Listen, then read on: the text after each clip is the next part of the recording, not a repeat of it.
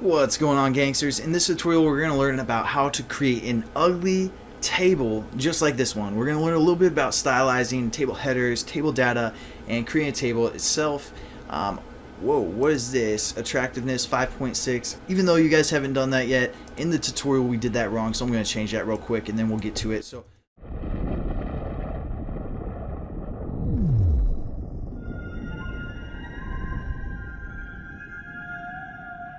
her foot's stuck in the toilet.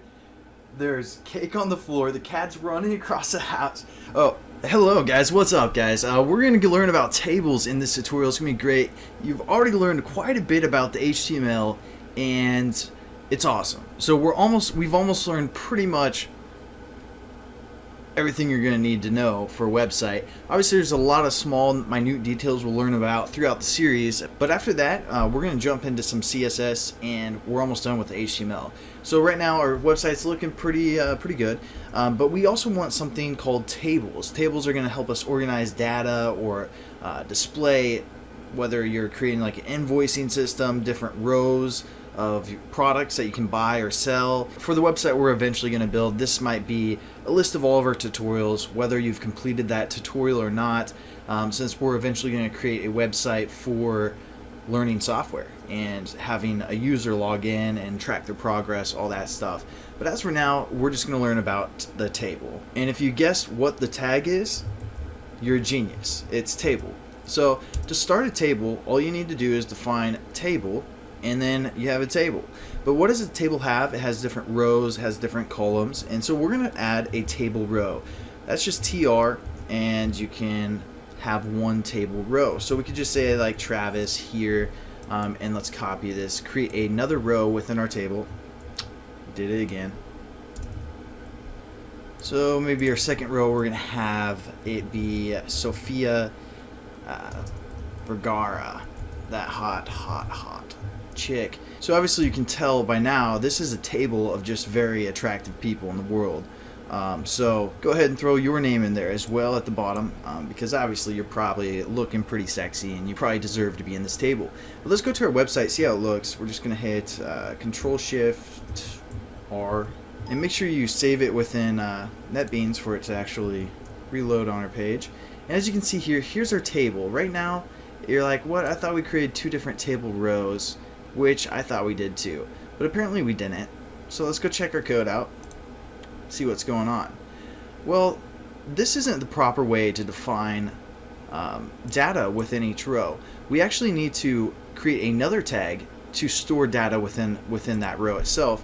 So we're just going to create a quick TD for table data, and that's where we're supposed to save our information. So now if we copy this and paste it within here, and also create another TD tag down here,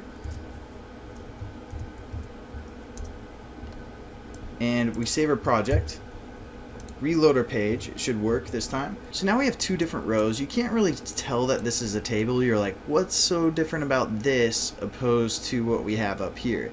And we're going to learn a lot more about that when we actually get into the CSS, because we could have this table have striped rows, different colors, make it look real nice. But as for now, you're like, what is this? So now what we want to do is create different columns, or more table data within one row.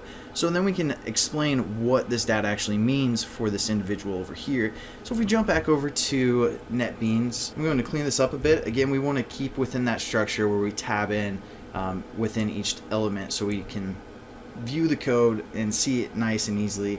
I'm just going to cut that, paste it, get some more table data in here.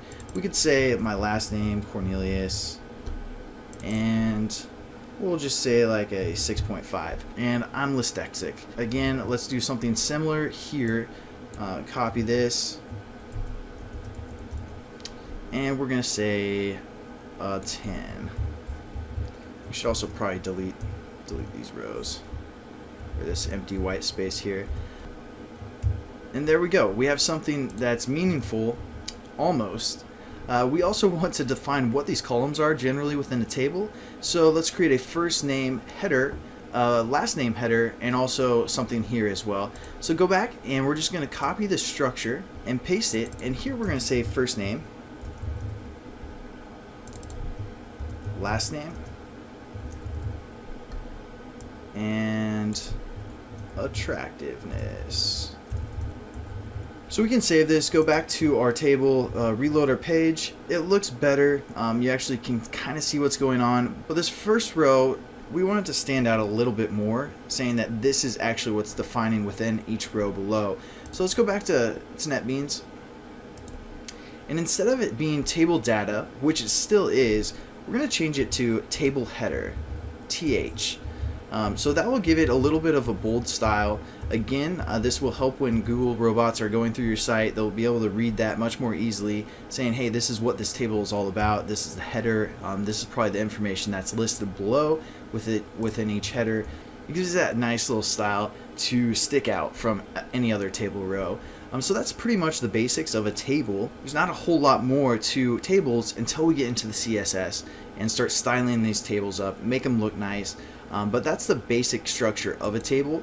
One other thing that we could do is give this whole table a caption. So right above the table, it'll actually define even more what our table is about. Before our first table row, we're just going to create something called, well, it's caption. A person's attractiveness. So we can save that, go back to our table, and reload it. That looks pretty good. And I just want to show you guys a little bit of styling. So we're going to go back to NetBeans and just adjust our whole table here. We're going to give it some definition. So we're going to say style attribute, and within here we're going to say a border. Let's give it 5 pixels. And we're going to say also we want it to be a solid border, and we want it to be the color black. And then you do a semicolon each time you define a new style. Again, we're going to put this all within a different CSS file by itself, so we don't want to do a whole lot of inline styling because it's way easier to adjust just one file instead of looking through all your code and adjusting each table that has this style. But as for now, again, it's just for example. So we're also going to say we want this to have a width colon 100%, which will take up the whole width of what is available to it. Again, we'll get more into this when we do the CSS, but as for now, it's a good little example. So save that, let's refresh our page, and as you can see now, it's a little bit different. You can't really, again, see the rows and the columns necessarily with the CSS that we added. So let's actually just jump into that, and you guys can see a little bit about CSS in this tutorial as well. Now's a pretty good time to introduce it since we're going to start learning about CSS pretty quickly here. So instead of defining it here, like I said, we'd have to do that for each element. We actually want to define it within our header. And again, this is where we'll import that CSS file when we start creating CSS on a different file somewhere else on our server. But as for now, we're just going to define it up here. So we're going to create a style tag. And this is going to be the style for this sheet. The first thing that we want to do is, well, we want to define anything that's a table. We want it to have a border of 5 pixels, solid black, like midnight, and we also want it to have a width of 100. So now any table that we create within this page, it's going to have this default stylizing that we added to this table down here. It'll look exactly the same that we had previously, but we also want to have each of these elements have a border as well, so we can kind of see them stand out. So any table header or table data, we also want to have a border as well. So let's add some stylizing to our table headers and also our table data so we can actually see that stand out. We can do that by just adding a table header and defining a property, but since we're defining two things that are exactly the same, we can do a comma and TD as well. So table headers and table data will have this stylizing, and we're just going to give it a border of 1 pixel or 2 pixels, solid black or green. Let's mix it up, be a little crazy, and that's pretty much and again, don't forget your colon there.